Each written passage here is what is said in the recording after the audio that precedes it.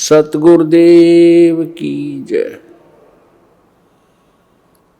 सर्वसंगत से प्रार्थना है, सत्संग प्रारंभ हो रहा है। कृपया सत्संग स्थल पर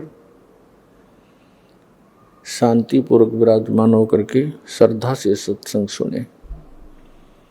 परमेश्वर की प्यारी आत्माओं से पुनर्निवेदन है, सत्संग प्रारंभ हो रहा है। कृपया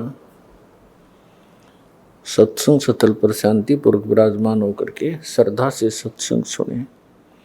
सत सही। संत रामपाल जी महाराज एक ऐसे महान संत जिन्होंने अपनी सतभक्ति, तत्व ज्ञान, करुणा और सेवा के बल पर समाज में नई मिसाल कायम की है। संत रामपाल जी महाराज की अगुवाई में उनके सभी सतलोक आश्रमों से समाज कल्याण के अद्भुत कार्यों ने समाज को सुनहरे भविष्य की एक नई उम्मीद दिखाई है। संत रामपाल जी महाराज से नाम दीक्षा लेने के बाद लाखों लोगों की लाइलाज बीमारियां जैसे कैंसर, एड्स आदि ठीक हुई। संत जी के ज्ञान से प्रेरित होकर उनके अनुयायियों ने लाखों यूनिट रक्तदान किया। संत जी ने लाखों बहन बेटियों का दहेज मुक्त विवाह करवाया।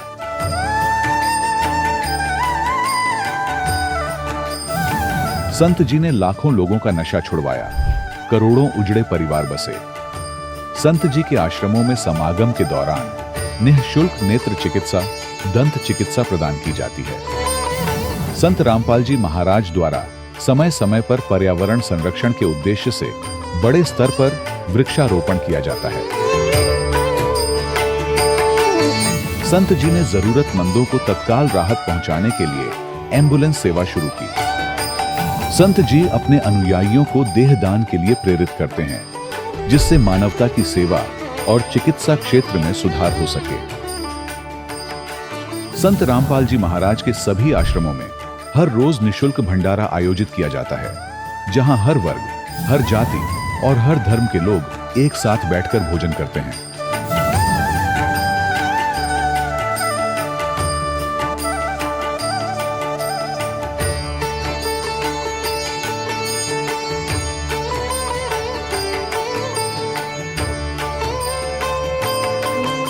संत रामपाल जी महाराज की अन्नपूर्णा मुहिम ने गरीब और बेसहारा लोगों के जीवन में एक नई ऊर्जा और उम्मीद को जन्म दिया है।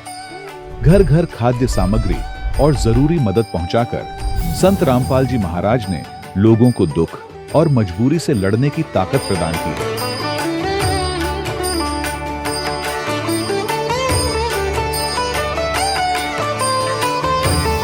संत रामपाल जी महाराज द्वारा गरीब लोगों के लिए घर बनवाने का अद्भुत कार्य एक ऐसी मिसाल कायम कर रहा है जो सदियों सदियों संत जी की उदारता और दया भावना के तौर पर जाना जाएगा।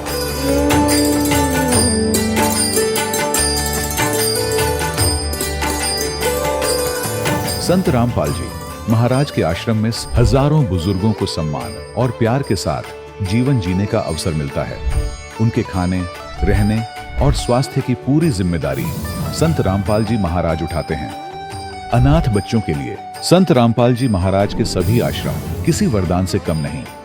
यहाँ उन्हें शिक्षा, संस्कार और भविष्य के लिए बेहतर अवसर प्रदान किए जाते हैं। चाहे बाढ़ हो, भूकंप या महामारी, संत रामपाल जी महाराज और उनके अनुयायी हमेशा ही जरूरतमंदों के लिए सबसे आगे खड़े रहते हैं। कोविड महामारी के दौरान संत रामपाल जी महाराज के आश्रमों से करोड़ों लोगों के लिए भोजन, दवाइयां और जीवन रक्षक सामग्रियां उपलब्ध कराई गई। चाहे गरीब की मदद हो या किसी शोषित और पीड़ित वर्ग के हक और सम्मान की लड़ाई, संत रामपाल जी महाराज ने हमेशा ही उनकी दबी आवाज को सरकारों तक पहुंचाया है और उन्हें उचित न्याय दिलवाने में अहम भूमिका अदा की है।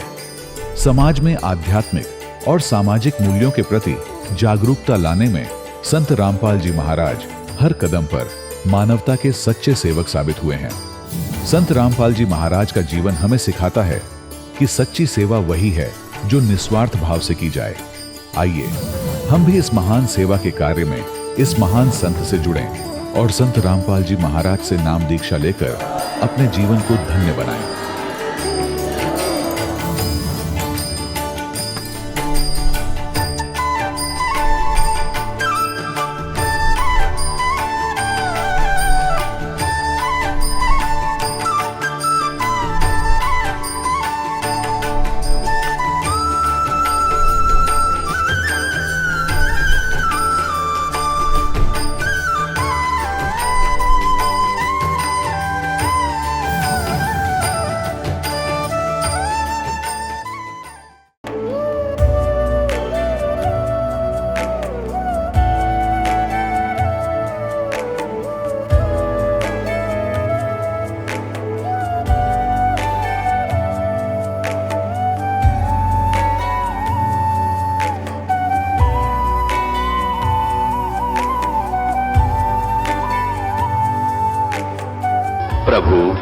राम देव भगवान, अल्लाह खुदा, ईश आदि नाम एक ही शक्ति के हैं। वो कैसा है, कहां है, कैसे मिलता है, किसने देखा है? ये प्रश्नवाचक चिन्ह पूर्ण रूप से हटाने के लिए अवश्य सुनिए जगत गुरु तत्वदर्शी संत रामपाल जी महाराज के अमृत वचन, सर्व पवित्र धर्मों के पवित्र शास्त्रों के आधार पर। आज हम बात करने वाले हैं एक ऐसे पर्व की जो हिंदू धर्म में भक्ति और उत्साह का प्रतीक है, गणेश चतुर्थी। मान्यता है कि भाद्रपद मास की शुक्ल चतुर्थी को भगवान शिव और माता पार्वती के पुत्र गणपति यानी हमारे गणेश जी का जन्म हुआ था। यह त्योहार पूरे देश में, खासकर महाराष्ट्र, कर्नाटक और तेलंगाना में धूमधाम से मनाया जाता है। 10 दिन चलने वाला यह उत्सव अनंत चतुर्दशी को गणपति बप्पा के भव्य विसर्जन के साथ खत्म होता है। हर तरफ गणपति बप्पा मोरया की गूंज, सजे धजे पंडाल और घर घर में गणेश जी की मूर्तियों का स्वागत। भक्त उपवास रखते हैं, विधि विधान से पूजा करते हैं और गणेश जी से कष्टों को दूर करने की प्रार्थना करते हैं। मगर क्या यह सब उत्सव और शोरगुल वाकई गणेश जी को प्रसन्न करता है? लोगों द्वारा गणेश जी को विघ्नहर्ता माना जाता है, लेकिन कुछ शास्त्रों में आदि गणेश का भी जिक्र है। तो सवाल उठता है, क्या गणपति बप्पा सचमुच हमारे सारे कष्ट मिटा सकते हैं? क्या इन 10 दिनों की पूजा, आरती और गणपति बप्पा मोरया के नारे हमें सुख समृद्धि दे सकते हैं, या यह सब बस एक रस्म बनकर रह गया है? और सबसे बड़ा सवाल, क्या गणपति बप्पा और आदि गणेश एक ही हैं, या उनके बीच कोई गहरा रहस्य छिपा है? तो दोस्तों, इस गणेशोत्सव के खास एपिसोड में हम सिद्धि विनायक गणेश जी के कुछ अनजाने रहस्यों को खोलेंगे। सवाल नंबर 1, गणेश चतुर्थी क्यों मनाई जाती है और यह पर्व 10 दिनों तक ही क्यों चलता है? अब चलते हैं गणेश चतुर्थी की असल कहानी की ओर, जिसे हम हर साल इतने जोश और भक्ति के साथ मनाते हैं। कहते हैं यह पर्व भगवान गणेश के जन्मदिन का उत्सव है।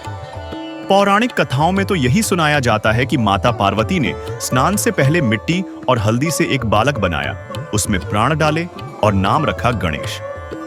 फिर जब भगवान शिव आए तो गणेश जी ने, जो अपनी मां के आदेश पर डटे थे, उन्हें रोक दिया। नतीजा, क्रोध में आकर शिव जी ने गणेश का सिर काट दिया। बाद में पार्वती के दुख को देखकर शिव जी ने एक हाथी का सिर गणेश के धड़ पर जोड़ा और लो, बन गए हमारे गणपति बप्पा। लेकिन यह पर्व 10 दिन तक क्यों? और क्या इन झांकियों, ढोल नगाड़ों और उपवासों से सचमुच सुख समृद्धि मिलती है? रुकिए, यहां कहानी में ट्विस्ट है। माना जाता है कि गणेश चतुर्थी को असल में पेशवाओं ने शुरू किया ताकि हिंदू समाज में एकता आए। फिर लोकमान्य बाल गंगाधर तिलक ने इसे आजादी की लड़ाई के लिए एक मंच बनाया। धार्मिक आयोजन के नाम पर अंग्रेजों को इसमें दिक्कत नहीं थी और बस यहीं से यह पर्व जन जन तक फैल गया। आज महाराष्ट्र, कर्नाटक, तेलंगाना में विशाल पंडाल सजते हैं। गणपति बप्पा मोरया की गूंज हर तरफ सुनाई देती है और अनंत चतुर्दशी को बप्पा को भव्य विदाई दी जाती है। भक्त उपवास रखते हैं, पूजा अर्चना करते हैं, मानते हैं कि गणेश जी सारे कष्ट मिटा देंगे। मगर सवाल यह है, क्या यह सब शास्त्रों में लिखा है? जी हां, यहां मामला गड़बड़ है। हमारे पवित्र शास्त्रों में न तो 10 दिन के इस उत्सव का जिक्र है, न ही इन झांकियों और उपवासों का कोई आधार। तिलक जी ने इसे सामाजिक आंदोलन बनाया था, लेकिन अब यह एक आध्यात्मिक तमाशा बन चुका है। शास्त्र तो इसे शास्त्र विरुद्ध भक्ति या मनमानी साधना कहते हैं। गीता जी के अध्याय 16 श्लोक 23 में साफ कहा गया है कि ऐसी साधनाओं से न आध्यात्मिक लाभ मिलता है, न सांसारिक सुख। सवाल नंबर 2, गणेश चतुर्थी के अंतिम दिन अनंत चतुर्दशी पर गणेश प्रतिमा विसर्जन की परंपरा कैसे शुरू हुई? अब बात करते हैं गणेश चतुर्थी के उस आखिरी पड़ाव की, जिसे हम अनंत चतुर्दशी कहते हैं, यानी गणपति बप्पा की विदाई का दिन। इस दिन भक्त अपनी श्रद्धा से सजाई गई गणेश प्रतिमाओं को ढोल नगाड़ों के साथ गणपति बप्पा मोरया के नारों के बीच नदियों, तालाबों में विसर्जित कर देते हैं। लेकिन यह परंपरा शुरू कहां से हुई?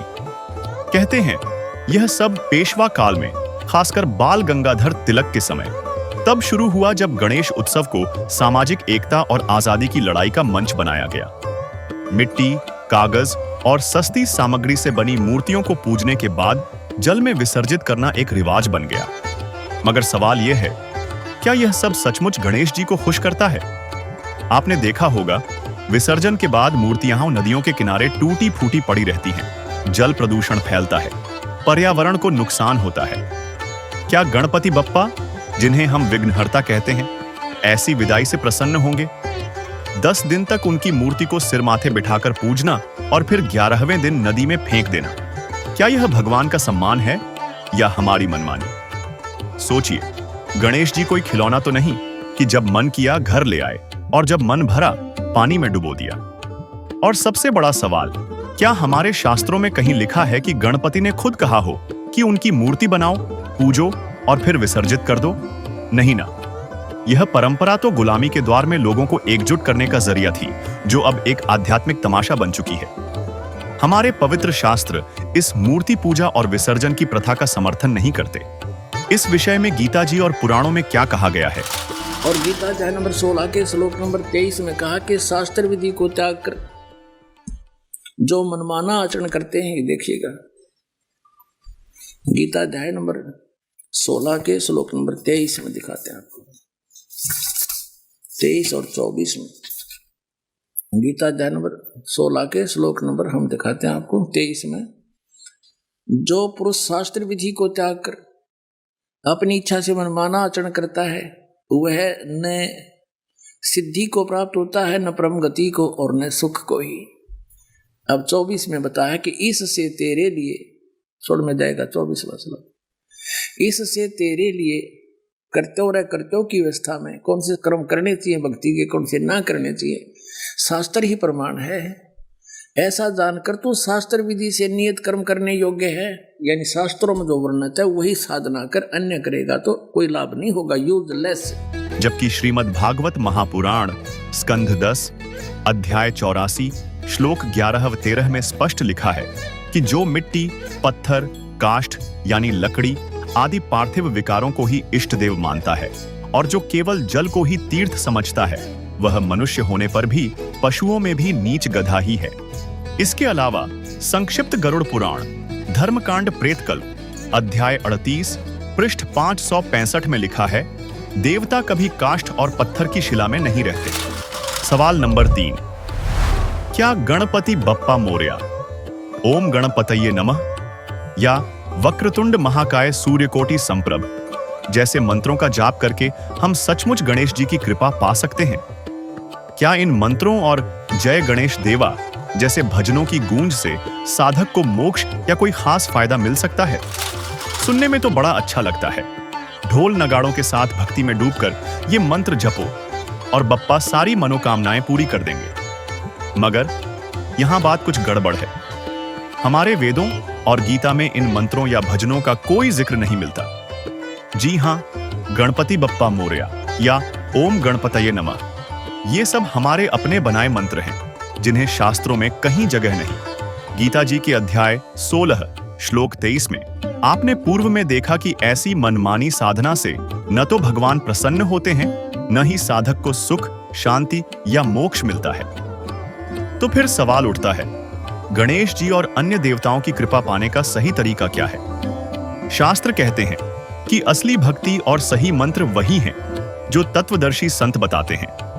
बिना शास्त्रानुसार भक्ति के ये सारे जाप बस शोर बनकर रह जाते हैं।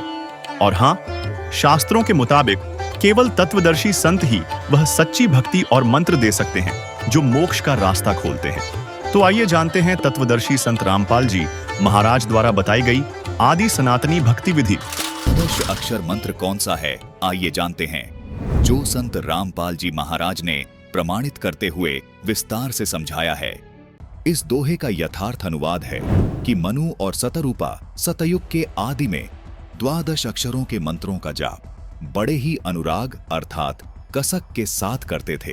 पूर्ण परमात्मा अर्थात वासुदेव पर उन राजा और रानी का पूर्ण विश्वास हो गया था। दर्शकों, आपको वासुदेव का अर्थ भी विस्तार से बताएंगे। पहले ये जान लेते हैं कि मनु और सतरूपा जिन 12 अक्षरों के मंत्रों का जाप करते थे, वो 12 अक्षर के मंत्र कौन से हैं? दर्शकों, अनुवादकर्ता ने यहाँ जिन 12 अक्षरों के मंत्रों का वर्णन किया है, ये वो 12 अक्षर मंत्र नहीं हैं, जिनका जाप मनु और सतरूपा जी करते थे। अनुवादकर्ता और वर्तमान धर्म गुरुओं के अनुसार श्री कृष्ण जी वासुदेव हैं, इसलिए उन्होंने मनमाने ढंग से उन 12 अक्षर के मंत्रों को ओम नमो भगवते वासुदेवाय लिख दिया, जबकि श्री कृष्ण जी तो द्वापर युग में हुए हैं तथा मनु और सतरूपा जी सतयुग में हुए हैं। आइए आपको विस्तार से बताते हैं वो 12 अक्षर मंत्र अर्थात वो 12 अक्षर मंत्र कौन से हैं जिनका जाप मनु और सतरूपा जी करते थे। दर्शकों, पहले आपको हिंदू धर्म के 2 शीर्ष शंकराचार्यों के विचार सुनाते हैं, जिनमें एक हैं श्री निश्चलानंद जी और दूसरे हैं श्री माधवाचार्य जी। आइए पहले श्री निश्चलानंद जी के विचार सुनते हैं। एक ही परमात्मा सृष्टि के प्रारंभ में स्वयं को 5 रूपों में व्यक्त करते हैं। उत्पत्ति नामक कृत्य का निर्वाह करने के लिए स्वयं को हिरण्यगर्भ ब्रह्मा बना देते हैं या हिरण्यगर्भ ब्रह्मा के रूप में व्यक्त होते हैं। स्थिति नामक कृत्य का पालन, रक्षण नामक कृत्य का निर्वाह करने के लिए वे विष्णु के रूप में, श्रीमन नारायण के रूप में स्वयं को प्रकट करते हैं। संहार नामक कृत्य का निर्वाह करने के लिए शिव के रूप में प्रकट करते हैं।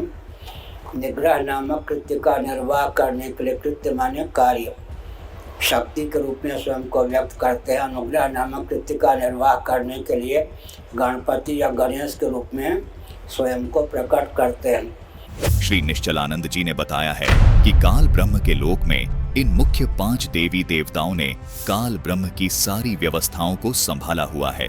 ये 5 देवता मुख्य तौर पर हिंदू धर्म में पूजे जाते हैं। आइए अब आपको शंकराचार्य माधवाचार्य जी के भी विचार सुनाते हैं, जिसमें वे भी स्वीकार कर रहे हैं कि हिंदू धर्म में मुख्य तौर पर इन पंचदेव की भक्ति होती है। सुनिए माधवाचार्य जी के विचार। आप जी का इष्ट देव कौन है? इष्ट देव तो कोई भी हो सकता है। हम तो पंच देव उपासना करते हैं, 5 देवता होते हैं। तो दर्शकों, देखा आपने, दोनों ही शंकराचार्यों जी ने ये बताया है कि हिंदू धर्म में इन पंच देवों की भक्ति का प्रावधान है। वे पंच देवता इस प्रकार हैं: ब्रह्मा जी, विष्णु जी, शिव जी, देवी दुर्गा जी और गणेश जी। दर्शकों, शंकराचार्य जी बिल्कुल सही बता रहे हैं कि ये पंचदेव काल ब्रह्म के लोक की व्यवस्था को संभालते हैं। ये देवता प्रत्येक मनुष्य के शरीर में बने कमलों में विराजमान रहते हैं, इसलिए भक्ति साधना में इन पंचदेव का विशेष स्थान है। दर्शकों, अब आपको इन देवी देवताओं की यथार्थ स्थिति के बारे में बताते हैं। विडंबना है कि कुछ धर्म गुरु तो इन देवी देवताओं के अस्तित्व को ही नहीं मानते और कुछ धर्म गुरु इन देवी देवताओं को ही फाइनल गॉड अर्थात पूर्ण परमात्मा माने बैठे हैं। संत रामपाल जी महाराज ने इन देवी देवताओं की स्थिति को बिल्कुल प्रमाणित और सही बताया है। दर्शकों, आज तक हमारे धर्म गुरुओं ने हमें यही बताया था कि भगवान श्री कृष्ण उर्फ विष्णु जी, ब्रह्मा जी, शिव जी से ऊपर कोई भगवान नहीं है। वो अखिल ब्रह्मांड के स्वामी है। दर्शकों, पहली बात तो ये है कि ब्रह्मा, विष्णु और महेश ये अखिल ब्रह्मांड के स्वामी नहीं है, न ही 3 लोक के स्वामी है, बल्कि 3 लोकों में एक विभाग के अधिकारी हैं। ये सब आप अच्छे से जानते ही हैं कि रजगुण विभाग के ब्रह्मा जी, सतगुण विभाग के विष्णु जी और तम गुण विभाग के शिव जी अधिकारी हैं। जैसे एक राज्य में एक मुख्यमंत्री होता है तथा अन्य मंत्री भी होते हैं। मान लीजिए कि एक राज्य में 23 जिले हैं। उन सब जिलों के ऊपर अलग अलग विभागों का एक मंत्री भी होता है। दर्शकों, वो मंत्री उस पूरे राज्य में एक विभाग का मंत्री होता है। उस मंत्री को पूरे राज्य का स्वामी नहीं कह सकते। इसी प्रकार इस ब्रह्मांड रूपी राज्य में 14 लोक अर्थात जिले जानो, और उन 14 जिलों में से इन 3 जिलों में यानी 3 लोकों स्वर्ग लोक, पाताल लोक और पृथ्वी लोक में एक विभाग के मालिक हैं ब्रह्मा, विष्णु, महेश। यानी इन 3 लोकों में ब्रह्मा जी का विभाग है रजोगुण, जिससे जीवों की उत्पत्ति होती है। विष्णु जी का विभाग है सतोगुण, जिससे जीवों का पालन पोषण होता है। और शिव का विभाग है तमोगुण, जिससे जीवों का संहार होता है। इन तीनों देवताओं के पिता, जिसको ब्रह्म कहते हैं, जो क्षर पुरुष है, उसको इस ब्रह्मांड का यानी इस राज्य का मुख्यमंत्री जानो। दर्शकों, ये ब्रह्म क्षर पुरुष यानी मुख्यमंत्री अपने पास इनमें से कोई भी विभाग कभी भी रख लेता है, अर्थात ये सभी विभाग इसी ब्रह्म के अंतर्गत आते हैं, क्योंकि ये ब्रह्मांड यानी प्रांत का भी मालिक होता है। इसी प्रकार ये ब्रह्म इन तीनों देवताओं के ऊपर स्वामी है। इसीलिए ये काल ब्रह्म क्षर पुरुष इन तीनों देवताओं का रूप बनाकर इस ब्रह्मांड की व्यवस्था को भी संभालता है। यही काल ब्रह्म कभी विष्णु का रूप बनाकर, तो कभी शिव का रूप बनाकर, कभी ब्रह्मा का रूप बनाकर इस ब्रह्मांड में मौजूद 14 लोकों की व्यवस्थाएं संभालता है। जबकि ब्रह्मा, विष्णु, महेश केवल तीनों लोकों में एक एक विभाग की व्यवस्था संभालते हैं। हमारे धर्मगुरु गलतफहमी के कारण विष्णु जी को सर्वेस्वा मानकर ये धारणा बनाकर बैठे थे कि विष्णु ही शिव बन जाता है, विष्णु ही ब्रह्मा बन जाता है। कभी शिव के बारे में ये धारणा बना लेते थे कि शिव ही ब्रह्मा बन जाता है, शिव ही विष्णु बन जाता है। कहते थे कि ये तीनों देवता एक ही हैं, इनमें कोई फर्क नहीं है। जबकि ये सब कलाबाजी उस काल ब्रह्म की है, जिसने प्रतिज्ञा कर रखी है कि मैं कभी किसी के सामने प्रत्यक्ष रूप से सामने नहीं आऊंगा, जिसका प्रमाण गीता अध्याय 7 के श्लोक 24 और 25 में मिलता है, जिसमें ये काल ब्रह्म खुद स्वीकार करता है और श्री कृष्ण जी में प्रवेश करके अर्जुन को बताता है कि यह बुद्धिहीन जन समुदाय मेरे अनुत्तम नियम से अपरिचित हैं कि मैं कभी भी अपने वास्तविक रूप में किसी के सामने प्रकट नहीं होता, अपनी योग माया से छुपा रहता हूँ। इसलिए मुझ अव्यक्त को मनुष्य रूप में आया हुआ अर्थात कृष्ण मानते हैं। अपने इस अनुत्तम नियम के कारण ही ये अपने पुत्रों का रूप बनाकर इन 14 लोकों में सब कार्य करता है। काल ब्रह्म ने अव्यक्त रहने की प्रतिज्ञा कब और क्यों की, ये तत्व ज्ञान केवल संत रामपाल जी महाराज ने ही प्रमाणित करके बताया है। कृपया संत रामपाल जी महाराज द्वारा बताई गई संपूर्ण सृष्टि रचना की इस वीडियो को अवश्य देखिए, जिसका लिंक हमने डिस्क्रिप्शन बॉक्स में दे दिया है।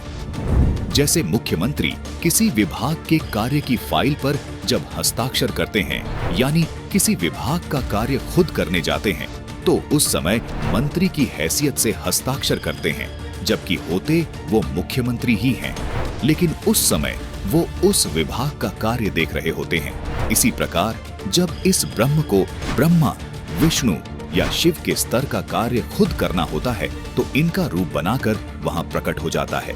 इसके बाद आता है अक्षर पुरुष, जिसको उप प्रधानमंत्री के समान जानो। उसके बाद आते हैं सबसे ऊपर वाले पद पर परम अक्षर ब्रह्म, उनको प्रधानमंत्री जानो।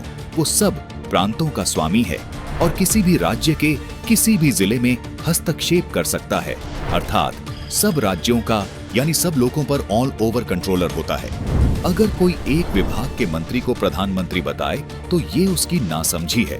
यदि कोई ये कहे कि प्रांत का मंत्री कोई मायने नहीं रखता, तो वो भी महामूर्ख है। इसलिए संत रामपाल जी महाराज इन सभी देवी देवताओं से लेकर परम अक्षर ब्रह्म तक की स्थिति को अच्छे से जानते हुए कभी किसी देवता का अर्थात किसी मंत्री का अनादर नहीं करते और न ही किसी मंत्री को प्रधानमंत्री बताकर अर्थात ब्रह्मा, विष्णु, महेश को पूर्ण परमात्मा बताकर उस प्रधानमंत्री यानी पूर्ण परमात्मा का अनादर करते हैं। ऐसी गलती सिर्फ वो लोग कर सकते हैं जिनको ये तत्व ज्ञान नहीं है।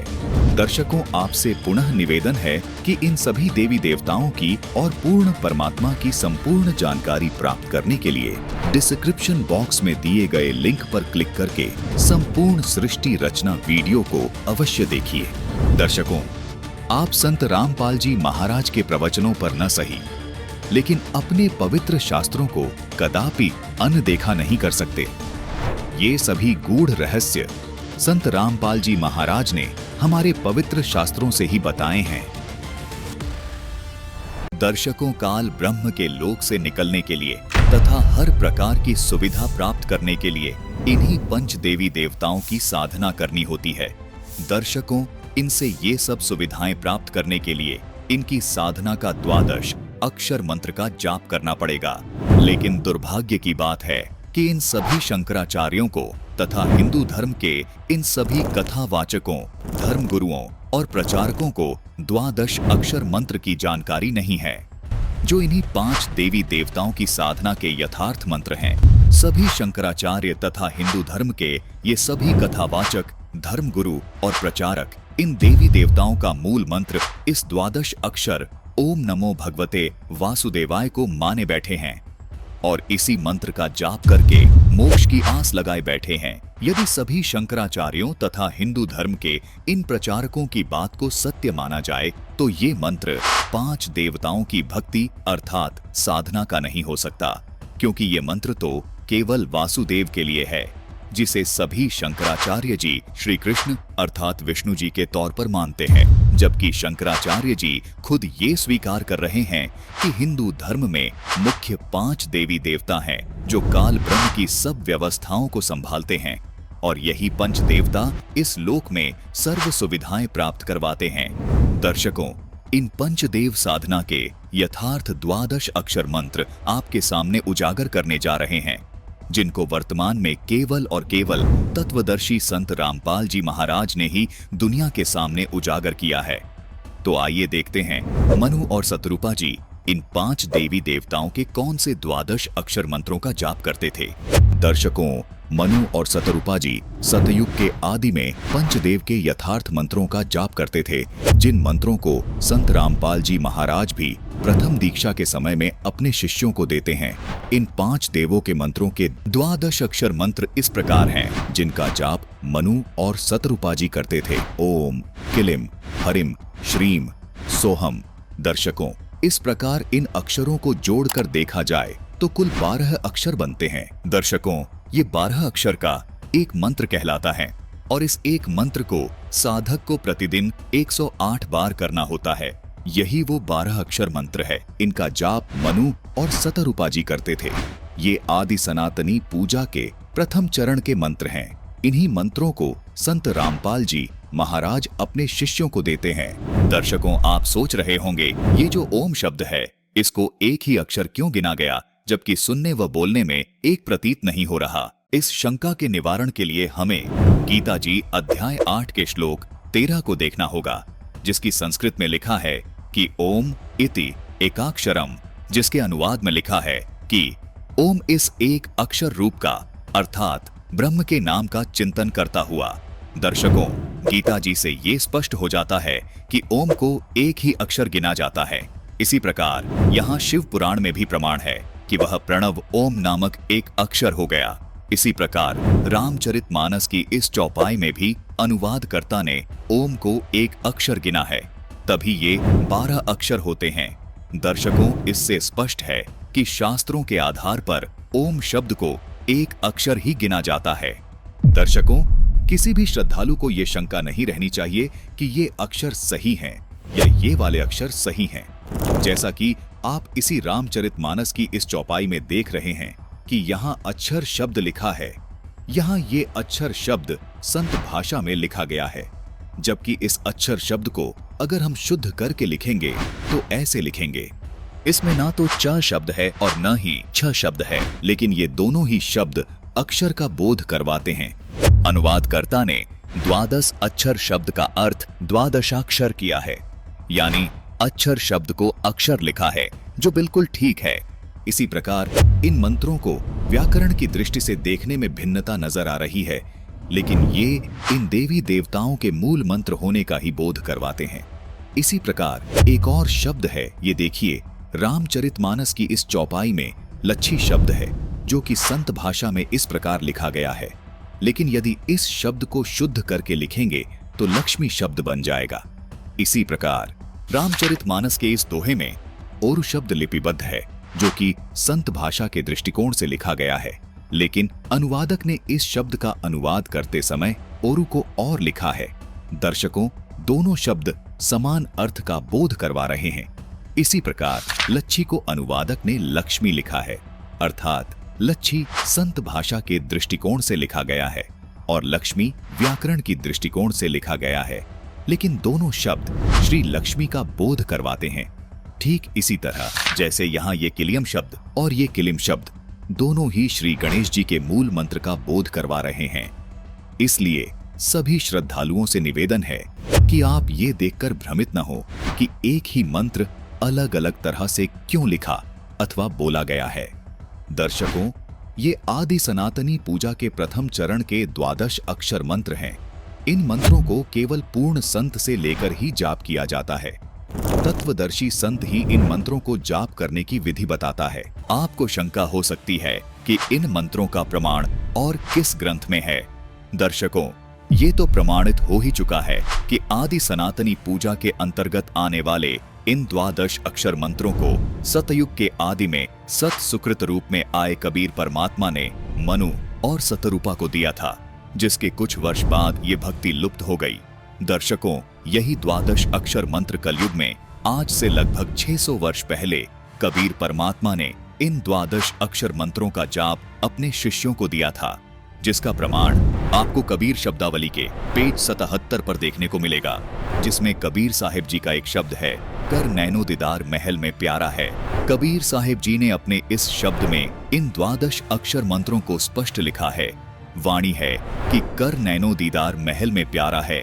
फिर आगे लिखा है, मूल कमल दल चतुर बखानो, किलिम जाप लाल रंग मानो, देव गणेश तहां रोपा थानो, रिद्धि सिद्धि चवर ढुलारा है, स्वाद चक्र शट दल विस्तारो, ब्रह्मा सावित्री रूप निहारो, उलट नागिनी का सिर मारो, तहां शब्द ओंकारा है, नाभि अष्ट कमल दल साझा, सेत सिंहासन विष्णु विराजा, हरिम जाप तासु मुख गाजा, लक्ष्मी शिव आधारा है, 12 कमल हृदय के माही, जग गौरी शिव ध्यान लगाई, सोहम शब्द तहां धुन छाई, गण करे जय जयकारा है, षोडश दल कमल कंठ के माही, ते ही मध्य बसे अविद्या बाई, हरिहर ब्रह्मा चवर ढुराई, जहां श्रीम नाम उच्चारा है।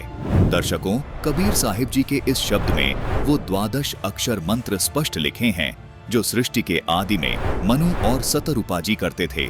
यहाँ संत भाषा में शब्दों को अलग तरह से लिखा गया है। दर्शकों, संतों ने अपनी स्थानीय भाषा को मध्य नजर रखते हुए संत भाषा में इन 12 अक्षर मंत्रों को इस तरह लिखा है। व्याकरण की दृष्टि से इन 12 अक्षर मंत्रों को इस तरह लिखा जाता है, लेकिन ये सभी शब्द इन्हीं 12 अक्षरों का बोध करवा रहे हैं। आपको एक प्रमाण और दिखाते हैं। 600 वर्ष पहले कबीर परमात्मा ने इन 12 अक्षर मंत्रों को लिपिबद्ध करवाया, जिसके बाद फिर से इन 12 अक्षर मंत्रों का लोप हो गया था। कबीर परमात्मा ने आज से लगभग 300 साल पहले फिर प्रकट होकर गरीबदास जी महाराज को छुड़ानी में आकर इन 12 अक्षर मंत्रों को प्रदान किया। प्रमाण के लिए देखिए गरीबदास जी महाराज द्वारा रचित अमर ग्रंथ, जिसके ब्रह्म कला अंग में और मुक्ति मुद्रा अंग में ये 12 अक्षर मंत्र स्पष्ट लिखे हैं। देखिए, ये है ब्रह्म कला अंग जिसमें ये 12 अक्षर मंत्र स्पष्ट लिखे हैं, और ये देखिए, ये है मुक्ति मुद्रा अंग जिसमें ये 12 अक्षर मंत्र स्पष्ट लिखे हैं। इन्हीं 12 अक्षर मंत्रों का जाप परमात्मा कबीर जी ने नानक जी को दिया था, जिसको नानक जी स्वयं जाप करते थे। कबीर परमात्मा ने बाबा नानक जी को दूसरे चरण की साधना का यथार्थ मंत्र सतनाम भी प्रदान किया था, जिसको बाबा नानक जी ने कभी किसी को आगे जपने के लिए नहीं दिया। प्रथम चरण में मिलने वाले इन 12 अक्षरों वाले मंत्रों को बाबा नानक जी ने आगे गुरु परंपरा में केवल गद्दी पर बैठने वाले उत्तराधिकारी को इन 12 अक्षरों वाले मंत्रों का भेद बताया, जिसका प्रमाण हमें सिख धर्म की प्रमाणित पुस्तक 35 अखरी में देखने को मिलता है, जिसमें यही 12 अक्षर मंत्र शुद्धता के साथ लिखे हैं। देखिए यहाँ पर ओम, हरिम, श्रीम, किलिम और सोहम स्पष्ट लिखे हैं। वर्तमान में इन 12 अक्षरों वाले मंत्रों का जाप और इनके करने की सही विधि केवल संत रामपाल जी महाराज के पास है। संत रामपाल जी महाराज ही इन मंत्रों को प्रदान करने के एकमात्र अधिकारी संत हैं। यदि कोई श्रद्धालु इन मंत्रों का जाप स्वतः ही करने लग जाए तो उससे कोई लाभ नहीं मिल सकता। दर्शकों, जिस प्रकार कोई व्यक्ति यदि किसी असली पासपोर्ट की फोटो देखकर खुद से पासपोर्ट बनाने लग जाए या किसी अनधिकारी से हस्ताक्षर करवा के पासपोर्ट प्राप्त करने की कोशिश करे, तो ये उसका व्यर्थ प्रयत्न होगा, जो कि उसके लिए बहुत हानिकारक होगा। इसी प्रकार परमात्मा प्राप्ति के इन मंत्रों का जाप केवल अधिकारी संत से ही प्राप्त कर सकते हैं, जो कि वर्तमान समय में इन मंत्रों को देने के अधिकारी केवल संत रामपाल जी महाराज ही हैं। इन्हीं द्वादश अक्षर वाले मंत्रों का जाप संत रामपाल जी महाराज प्रथम चरण की दीक्षा में अपने शिष्यों को सन 1994 से दे रहे हैं। दर्शकों, ये द्वादश अक्षर मंत्र पंचदेव साधना के यथार्थ मंत्र हैं, जबकि ये तमाम धर्म गुरु ओम नमो भगवते वासुदेवाय को द्वादश अक्षर मंत्र बताकर आपको भ्रमित कर रहे हैं और खुद भी भ्रमित हैं। ओम नमो भगवते वासुदेवाय मंत्र श्री कृष्ण जी का यथार्थ मंत्र मानकर जप रहे हैं, जबकि खुद शंकराचार्य जी भी मानते हैं कि हिंदू धर्म में पंचदेव साधना बताई गई है। कोई धर्म गुरु केवल श्री कृष्ण जी का प्रणाम वाक्य ही बोल रहा है, कोई शिव जी का प्रणाम वाक्य ही बोल रहा है, जबकि दूसरी ओर संत रामपाल जी महाराज श्री कृष्ण जी उर्फ श्री विष्णु जी के सहित ये पंचदेव साधना की यथार्थ भक्ति बता रहे हैं। इन धर्म गुरुओं ने जीवन भर आपसे ओम नमो भगवते वासुदेवाय, ओम नमः शिवाय आदि प्रणाम वाक्य जपवाए हैं, लेकिन श्रद्धालुओं को कोई लाभ नहीं मिला। इसका कारण है कि ये यथार्थ मंत्र हैं ही नहीं। आपकी पुकार इन देवी देवताओं तक पहुंच ही नहीं रही। दर्शकों, इसको एक उदाहरण के माध्यम से समझने की कोशिश करते हैं। मान लीजिए आपको किसी मंत्री से लाभ प्राप्त करना है। अब उस मंत्री से लाभ प्राप्त करने के लिए या तो आपको उसके कार्यालय जाकर उनसे रूबरू होकर अपना कार्य करवाना होगा, या आप उनसे मोबाइल पर कॉल करके अपना कार्य उनसे करवा सकते हैं। अब यदि कोई व्यक्ति उस मंत्री का खास बनकर आपको किसी साधारण व्यक्ति का नंबर दे दे या कोई गलत नंबर दे दे, तो आप उस नंबर से कोई लाभ प्राप्त नहीं कर पाएंगे। आज इसी प्रकार इन धर्म गुरुओं ने इन देवताओं रूपी मंत्रियों के आपको गलत नंबर दे दिए हैं, जिसको आप जिंदगी भर डायल करते रहें, लेकिन कोई लाभ नहीं मिल पाएगा। आप जब तक उनकी साधना का सही नंबर डायल नहीं करेंगे, तब तक आप उनसे अपना कोई कार्य सिद्ध नहीं करवा पाएंगे। इन देवताओं के सही नंबर अर्थात वास्तविक साधना के मंत्र संत रामपाल जी महाराज के पास हैं। सभी प्रमाणित संतों ने पंचदेव साधना के इन्हीं मंत्रों का जाप किया है जो संत रामपाल जी महाराज बता रहे हैं। पंचदेव साधना के ये द्वादश अक्षर मंत्र विश्व कल्याण के लिए कितने महत्वपूर्ण हैं, आइए जानते हैं। भविष्यमालिका पुराण में लिखा है कि 2032 तक पूरे विश्व में सत्य सनातन धर्म प्रतिष्ठित हो जाएगा। ऐसा ही संकेत कबीर परमात्मा ने कबीर सागर में किया है कि सारा संसार सत्य भक्ति अपनाएगा और आदि सनातन धर्म पूरे विश्व में प्रतिष्ठित हो जाएगा। दर्शकों, आदि सनातनी पूजा के प्रथम चरण की ये पूजा ही विश्व में सनातन धर्म प्रतिष्ठित करने में अहम भूमिका निभाएगी। दर्शकों, आज विश्व के सभी प्राणी बेशक अलग अलग धर्मों में बटे हुए हैं। विश्व के सभी मानवों यानी स्त्री व पुरुषों के शरीर की संरचना एक जैसी है तथा इनमें बने कमल भी एक जैसे हैं। प्रत्येक साधक को परमात्मा प्राप्ति के लिए और मोक्ष प्राप्त करने के लिए इन्हीं कमलों से होकर गुजरना होता है। इन द्वादश अक्षर वाले मंत्र का जाप करने से ये कमल अपने आप खुल जाते हैं। हठ योग करने की कोई आवश्यकता नहीं है।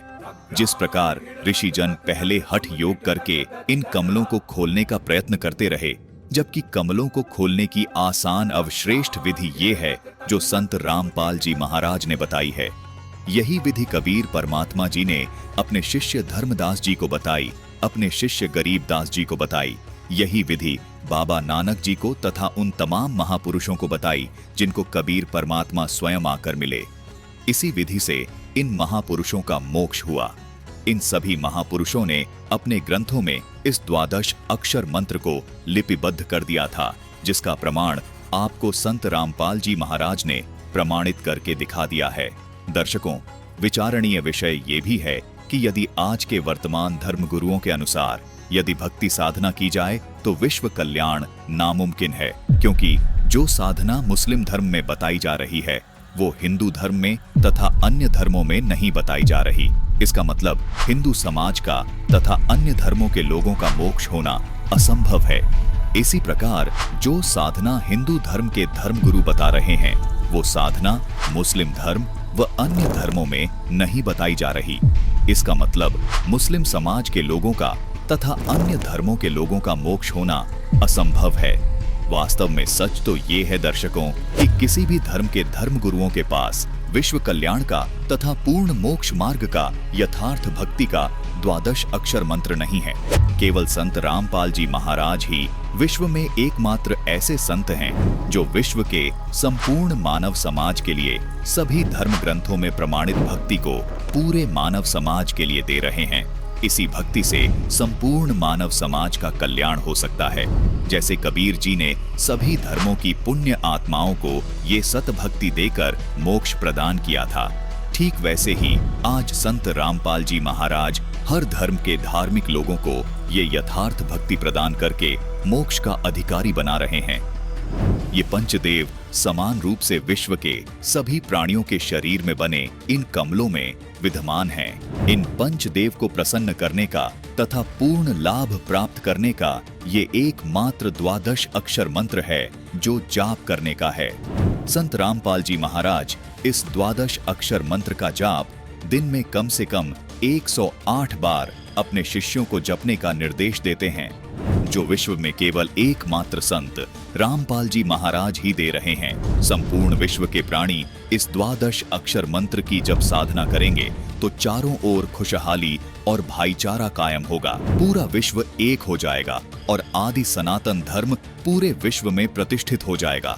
सभी मानवों के जीवन से दुख हमेशा हमेशा के लिए खत्म हो जाएगा, क्योंकि इस द्वादश अक्षर मंत्र में इन पंचदेवों की शक्ति सामूहिक रूप से कार्य करती है। संत रामपाल जी महाराज के अथक प्रयासों से ये शास्त्र प्रमाणित ज्ञान तेजी से विश्व में फैल रहा है। आदि सनातनी पूजा के प्रथम चरण की ये भक्ति पंचदेव से मिलने वाले लाभों को प्रदान करने वाली है तथा संपूर्ण भक्त समाज के लिए संजीवनी है। आदि सनातनी पूजा के 3 चरण होते हैं। प्रथम चरण की साधना में इन पंचदेव की साधना के मंत्र होते हैं।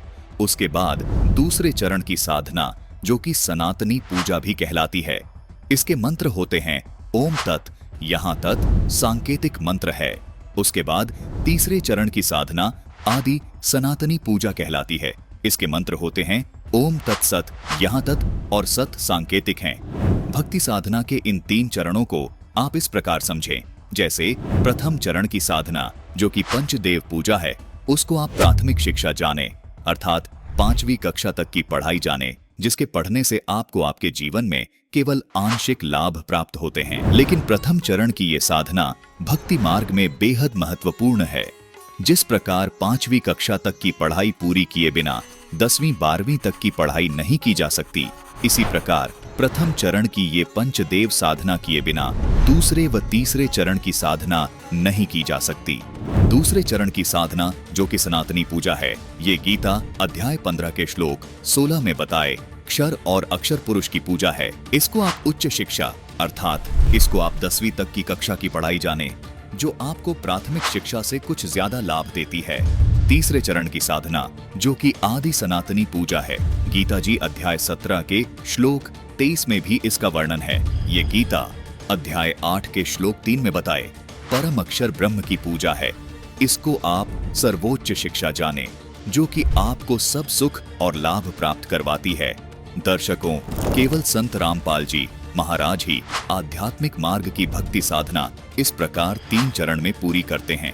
दर्शकों, आपको यहाँ ये भी शंका हो सकती है कि इस द्वादश अक्षर मंत्र को एक नाम अर्थात एक मंत्र क्यों कहा जाता है, जबकि ये तो अलग अलग देवी देवताओं के 5 नाम हैं।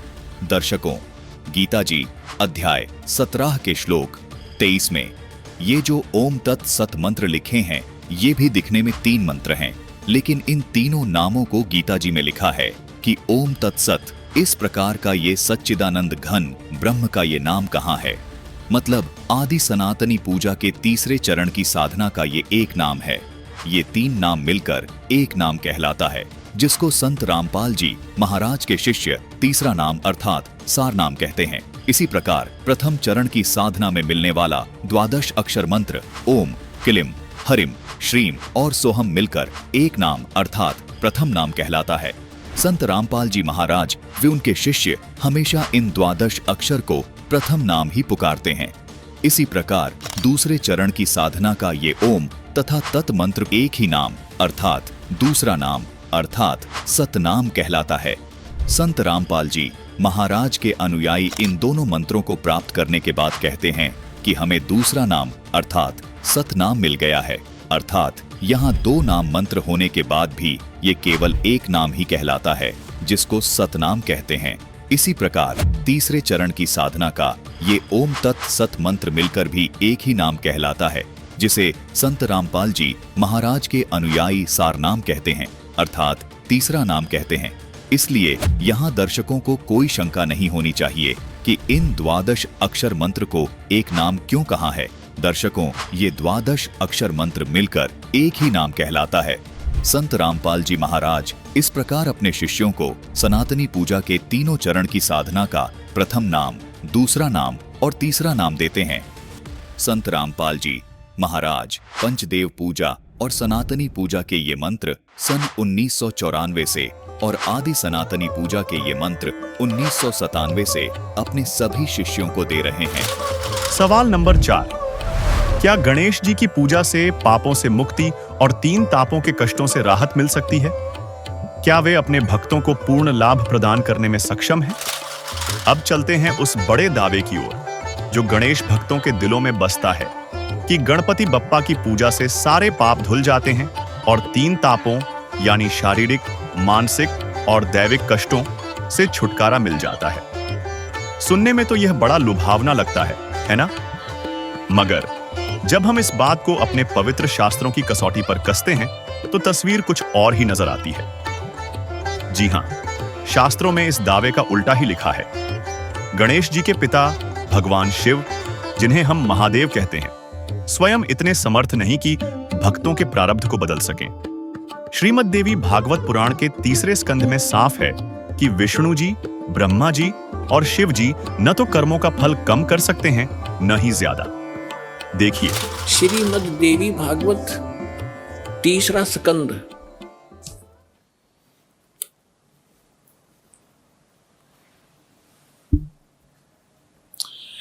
ये गीता प्रेस गोरखपुर से प्रकाशित है। ये देखिएगा, इसके ये सचित्र मोटा टाइप, केवल हिंदी, संपादक हनुमान प्रसाद पोदार, चिमनलाल गोस्वामी। और ये यहां से प्रकाशित है, मुद्रित और प्रकाशित। ये गीता प्रेस गोरखपुर से है। गीता भवन कार्यालय कोलकाता का संस्थान, गीता प्रेस गोरखपुर। इसके 123 पृष्ठ पर ले चलते हैं आपको। बिल्कुल 2 मिनट में सारी कहानी समझ में आ जाएगी। 123 पृष्ठ पे ये 3 स्कंद। भगवान विष्णु अपनी माता दुर्गा की महिमा स्तुति करते हुए, उनकी स्तुति करते हुए बोल रहे हैं, तुम शुद्ध स्वरूपा हो, यह सारा संसार तुम से उद्भासित हो रहा है। मैं ब्रह्मा और शंकर, हम सभी तुम्हारी कृपा से विद्यमान हैं। हमारा आविर्भाव माने जन्म, तिरोभाव माने मृत्यु। हमारा तो जन्म और मृत्यु हुआ करता है, केवल तुम ही नित्य हो, जगत जननी हो, प्रकृति और सनातनी देवी हो। ये प्रकृति शब्द याद रखना कि दुर्गा को प्रकृति भी कहते हैं। जिस समय दास आपको श्रीमद् भगवत गीता में यह सिद्ध करेगा कि ब्रह्मा विष्णु महेश की उत्पत्ति दुर्गा से हुई है और गीता में वर्णित है, उस समय प्रकृति शब्द आपका काम आओगा कि प्रकृति दुर्गा को कहते हैं। गीता के अंदर 2 प्रकृति बताई है, एक तो जड़ जैसे ये अग्नि वायु हवा आदि, और एक चेतन ये दुर्गा प्रकृति है। तो इसलिए कहते हैं आप ही प्रकृति हो। और फिर भगवान शंकर क्या कहते हैं देखिएगा। भगवान शंकर बोले, देवी यदि महाभाग विष्णु तुम्ही से प्रकट हुए हैं, उनके बाद उत्पन्न होने वाले ब्रह्मा भी तुम्हारे बालक हुए, फिर मैं तमोगुणी लीला करने वाला, क्या मैं तमोगुणी लीला करने वाला शंकर क्या तुम्हारी संतान नहीं हुआ? अर्थात मुझे भी उत्पन्न करने वाली तुम ही हो शिवे। संपूर्ण संसार की सृष्टि करने में तुम बड़ी चतुर हो। इस संसार की सृष्टि, स्थिति और संहार में तुम्हारे गुण सदा समर्थ हैं। उन्हीं तीनों गुणों से उत्पन्न हम ब्रह्मा विष्णु एवं शंकर नियमानुसार कार्य में तत्पर रहते हैं। अपने आत्माओं इस पवित्र पुराण के चंद पंक्तियों ने 4-5 कंसेप्ट क्लियर कर दिए। नंबर 1, ब्रह्मा विष्णु महेश की जन्म मृत्यु होती है, ये अविनाशी नहीं है। दूसरा ये कर दिया कि दुर्गा प्रकृति को कहते हैं। तीसरा ये हो गया कि प्रकृति दुर्गा इनकी माँ है। और चौथा ये हो गया कि रजगुण ब्रह्मा है, सतगुण विष्णु, तमगुण शिव जी। और 5वां ये हो गया कि ये भगवान केवल वर्क डन दे सकते हैं, जैसा जिसका कर्म है इसमें ये कोई परिवर्तन नहीं कर सकते। ये इससे सिद्ध होगा। अब सोचिए, अगर शिव जी खुद यह ताकत नहीं रखते तो उनके पुत्र गणेश जी कैसे 3 तापों को मिटा सकते हैं। कहते हैं गणेश जी को यह वरदान शिव जी से मिला, लेकिन जब शिव जी ही नाशवान हैं और पापों का नाश नहीं कर सकते तो गणेश जी कैसे पापनाशक हो सकते हैं। और हां, अगर गणेश जी इतने समर्थ हैं तो फिर उनका सिर एक त्रिशूल के प्रहार से क्यों कट गया। और शिव जी जो स्वयंभू कहलाते हैं, उन्हें अपने बेटे का सिर ठीक करने के लिए हाथी का मस्तक क्यों लगाना पड़ा। क्या वे उसे पहले जैसा नहीं बना सकते थे। बात साफ है, न शिव जी न गणेश जी के पास वह शक्ति है जो 3 तापों को खत्म कर दे या भक्तों को पूर्ण लाभ दे। वे बस कर्मों का फल दे सकते हैं, जो वैसे भी काल लोक के नियमों से सबको मिलता है। तो असली विघ्नहर्ता कौन। शास्त्र कहते हैं आदि गणेश वही हैं जो सारे पापों का नाश कर सकते हैं और 3 तापों से पूरी मुक्ति दे सकते हैं। गणेश जी भी बाकी देवताओं की तरह सीमित शक्ति वाले हैं। सवाल नंबर 5, वास्तविक विघ्नहर्ता आदि गणेश कौन है और उनका वास्तविक अर्थ क्या है। पवित्र ग्रंथों में आदि गणेश का क्या वर्णन है। आदि गणेश और शिव जी के पुत्र गणेश जी में से प्रथम पूजनीय कौन है। हमारी परंपराएं चिल्ला चिल्ला कर कहती हैं कि गणेश जी विघ्नहर्ता हैं, हर बाधा दूर करते हैं, हर शुभ काम की शुरुआत उनके बिना अधूरी है।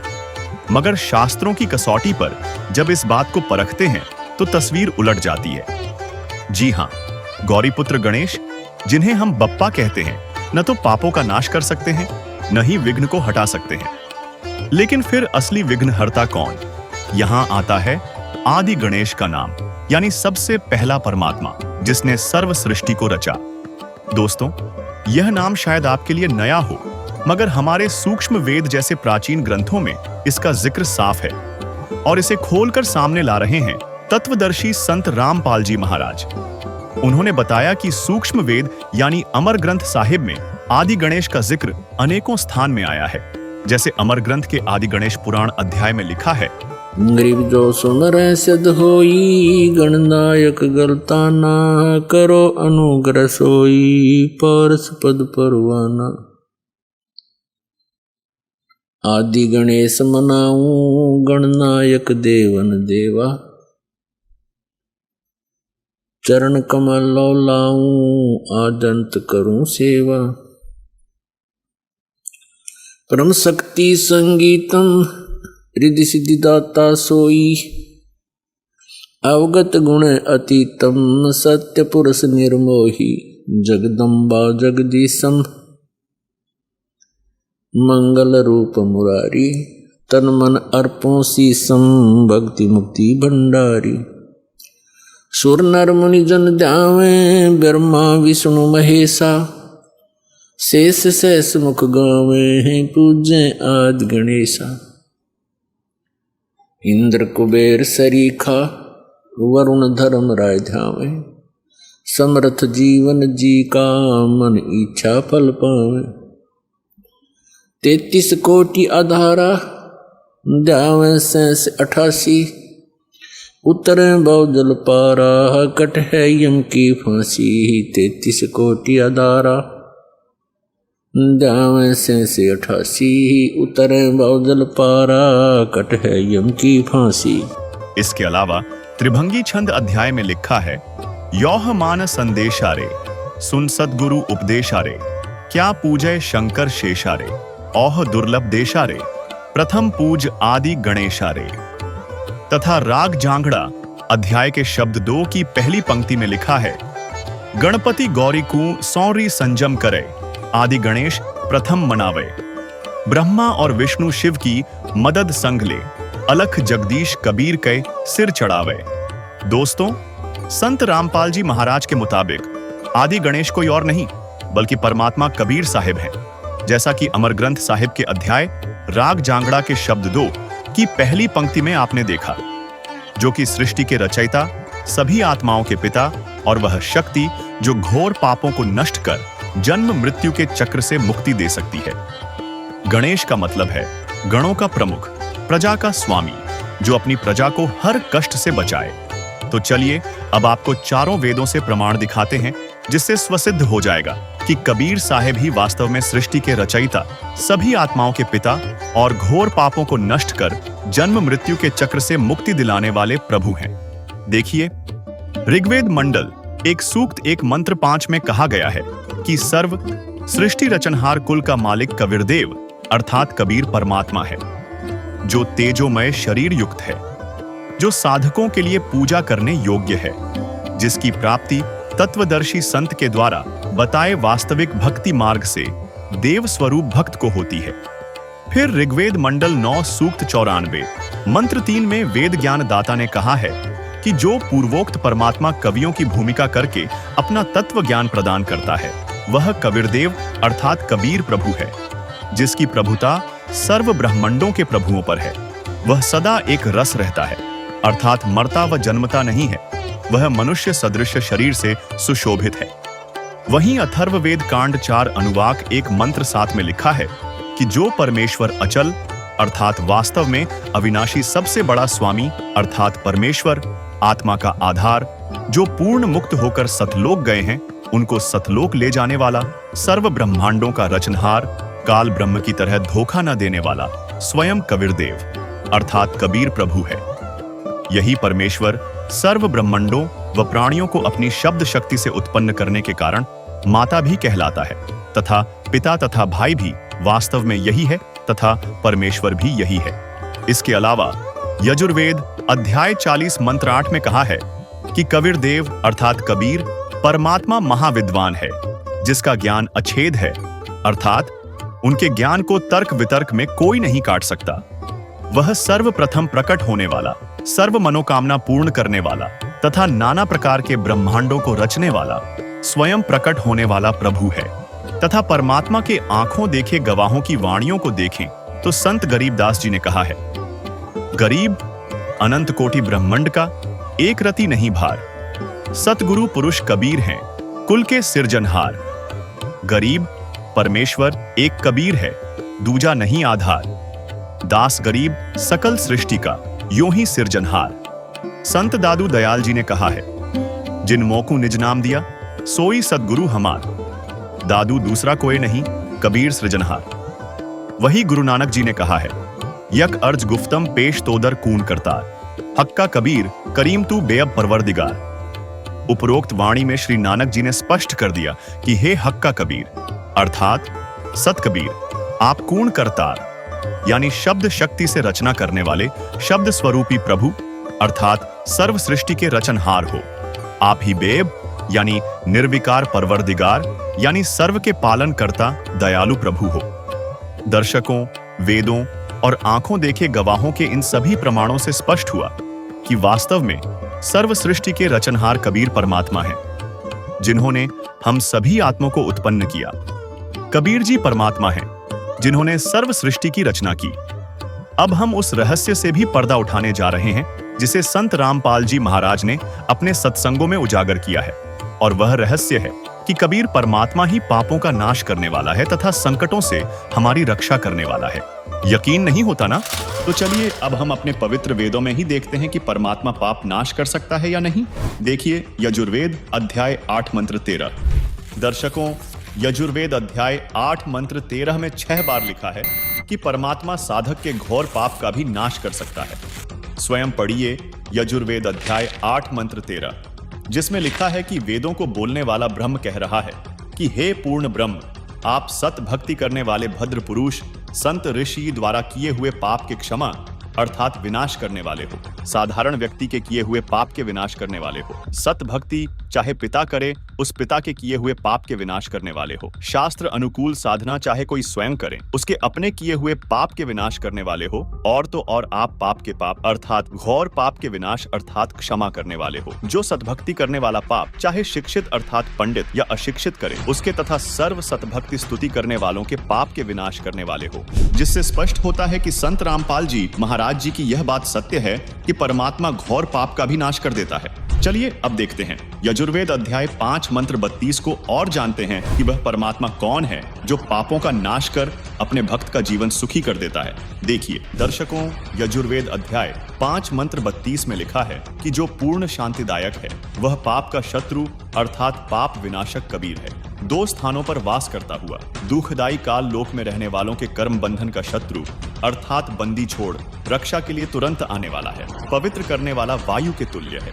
सभा में अर्थात ओंकार ब्रह्म के 21 ब्रह्मंडों यानी ब्रह्म, ब्रह्मा, विष्णु, शिव तथा देवी देवताओं आदि की सभा है में जैसे चूहों की सभा में बिलाव की तरह शक्तिशाली राजाधिराज अर्थात कुल मालिक है। सर्व ऊर्जा स्रोत परमेश्वर वायु अर्थात प्रत्येक जीव का प्राणाधार है। आकाश के गुण शब्द रूप में अविनाशी है। जगत को त्यागने वाला अंतर्यामी जाना माना अर्थात सर्वविदित है।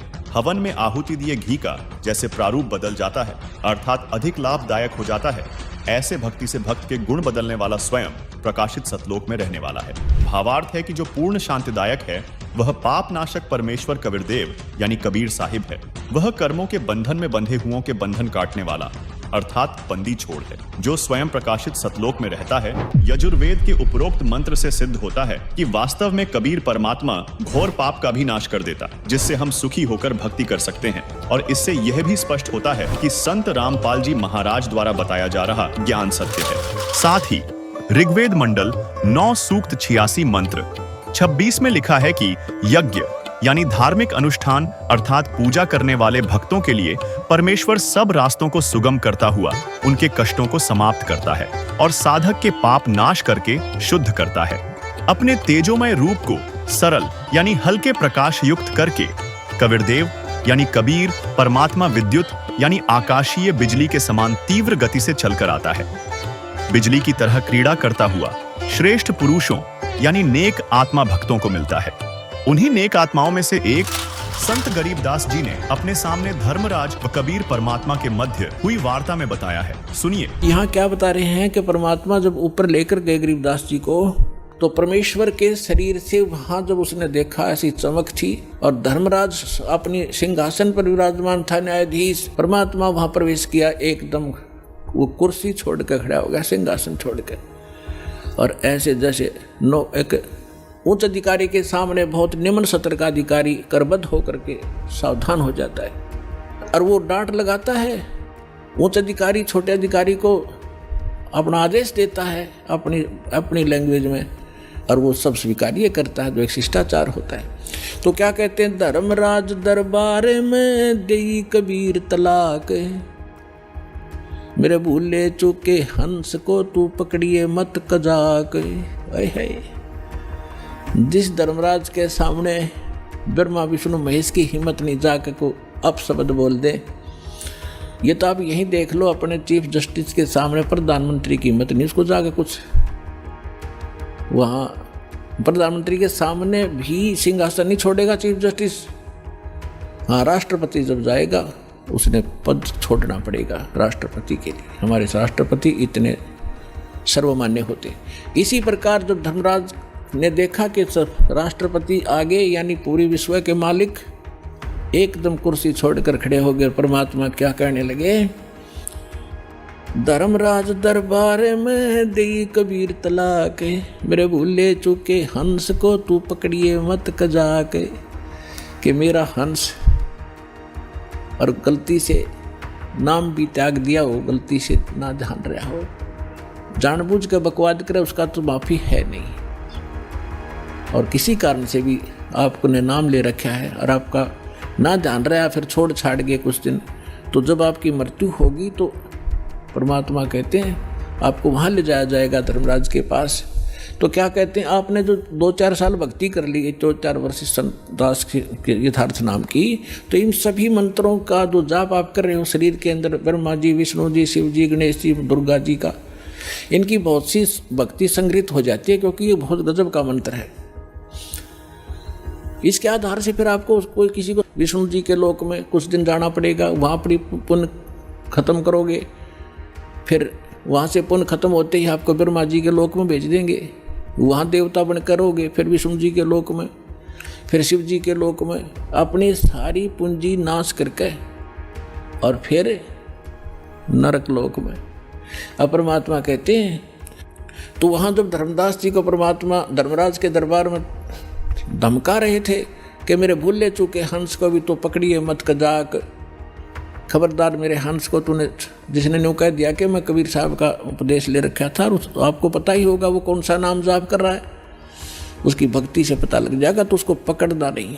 फिर क्या कहता धर्मराज, क्या कहते हैं, बोले पुरुष कबीर से धर्मराय कर जोड़े, तुमरे हंस को पकड़ूं नहीं मन 2 लाख करोड़े। ने बोला जी आपके हंस न मैं नहीं पकड़ सकता, मैंने दोहाई है, लाख करोड़ दवाई। फिर क्या बताता, अपनी व्यवस्था, अपनी मजबूरी बता रहा है कि यहाँ का विधान है, जैसा कर्म जिसने किया है वो भोगना पड़ेगा। अब मेरे वो कागजों में होगा, तो यहाँ तो परमात्मा इस लिखत का हिसाब चलता है, जैसने जैसा कर्म किया वो भोगना पड़ेगा। आपकी शरण माने से पहले उस प्राणी ने जो आपसे बिछुड़ गया, उसके पाप भी होंगे, पुण्य भी होंगे, तो मुझे तो दोनों का ही दंड देना पड़ेगा।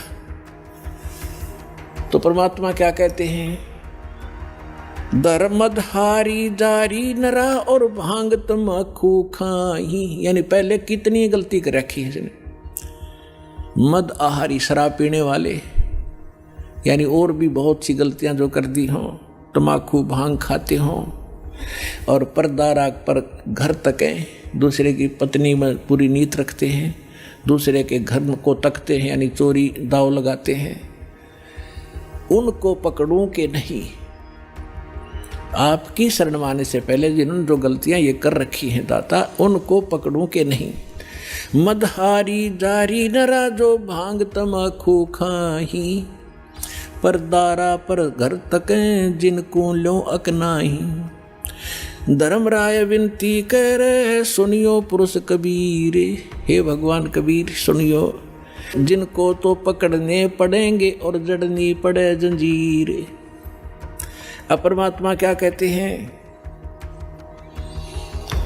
कर्मों से तीरथ हैं अब हैं जो शरण कबीर, जिनको निश्चय मारे हूँ और काटो बल तकसीर। यानी परमात्मा क्या कहते हैं, पहले किए सो बकस हूँ आगे करे ना कोई, गरीबदास कबीर कहे धर्मराय सो नाम रटे मम सोई।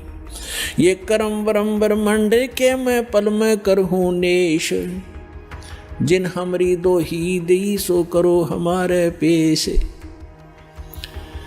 अपने आत्माओं अध्यात्म ज्ञान का तभी छींट भी नहीं थी अपने पास।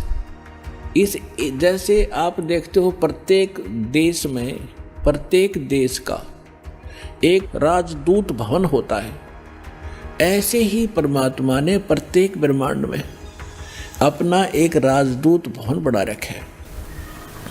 और जो यहाँ ऐसा कहता है कि मैं तो ऐसे ऐसे भगवान कबीर साहब का भक्त हूँ और आप मेरा निर्णय, मेरा कोई अकाउंट नहीं कर सकते, तो परमात्मा कहते हैं कर्म भ्रम ब्रह्मंड के मैं पल में कर हूँ नेस, 1 मिनट में नष्ट कर दूंगा तेरे, तूने ये बकवास जो इस जीव से करवा रखी है, तूने करवाए सारे उल्टे कर्म इससे, अज्ञान भर के इसके अंदर। और जिसने मेरा नाम लिया, मेरी दुहाई दी के इस हृदय से जो पुकारेगा वहाँ के, मैं तो भगवान कबीर साहब का शिष्य था, उनका बच्चा हूँ, आप मुझे कैसे ले आए यहाँ पर। तो उनको मेरे पास, मेरे राजदूत भवन में करो हमारे पेश, तो उसका अकाउंट भी नहीं लेना, खबरदार, परमात्मा ने यहाँ तक बोल दिया। दर्शकों, अभी आपने धर्मराज और कबीर परमात्मा के मध्य हुई वार्ता को सुना, जिसमें संत गरीबदास जी ने स्पष्ट किया है कि गरीब, पहले किए वो बख्श हूं, आगे करे ना कोई।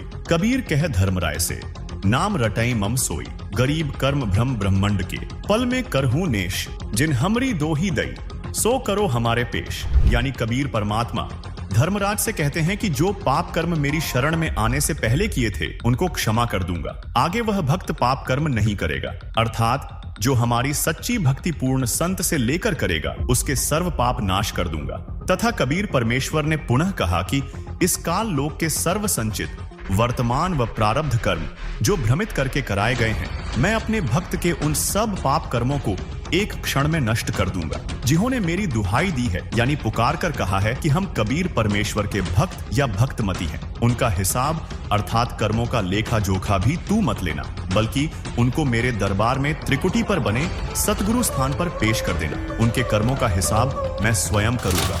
दोस्तों, बात साफ है, पूर्ण परमात्मा कबीर जी ही वो सच्चे रक्षक हैं जो हर मुसीबत में हमारी ढाल बनते हैं। मगर उनकी लीलाएं इतनी गुप्त हैं कि आम इंसान को भनक भी नहीं लगती। वेदों में लिखा है कि परमात्मा का सच्चा ज्ञान या तो वो खुद देते हैं या उनके भेजे हुए संत। आदरणीय संत दादू जी ने अपनी वाणी में यही कहा, करे करावे साइयां, मन में लहर उठा, दादू सिर धर जीव के, आप बगल हो जा। यानी परमात्मा हर पल हमारे साथ है, बस हमें उसे पहचानने की जरूरत है। और आज भी कबीर परमात्मा सतगुरु संत रामपाल जी महाराज के रूप में सत भक्ति देकर अपने भक्तों की रक्षा कर रहे हैं। क्योंकि कबीर साहिब जी ने कबीर सागर में ये पहले ही निर्धारित कर दिया था कि कलयुग के 5505 वर्ष बीत जाने के बाद मैं स्वयं आऊंगा और यथार्थ ज्ञान अर्थात आदि सनातनी पूजा को जन जन तक पहुंचाऊंगा। दर्शकों, जैसा कबीर जी ने कहा था कि कलयुग 5505 वर्ष बीत जाने के बाद मैं स्वयं आऊंगा तथा यथार्थ भक्ति मार्ग जन जन तक पहुंचाऊंगा। दर्शकों, कबीर जी की पूर्ण झलक संत रामपाल जी महाराज में देखने को मिल रही है।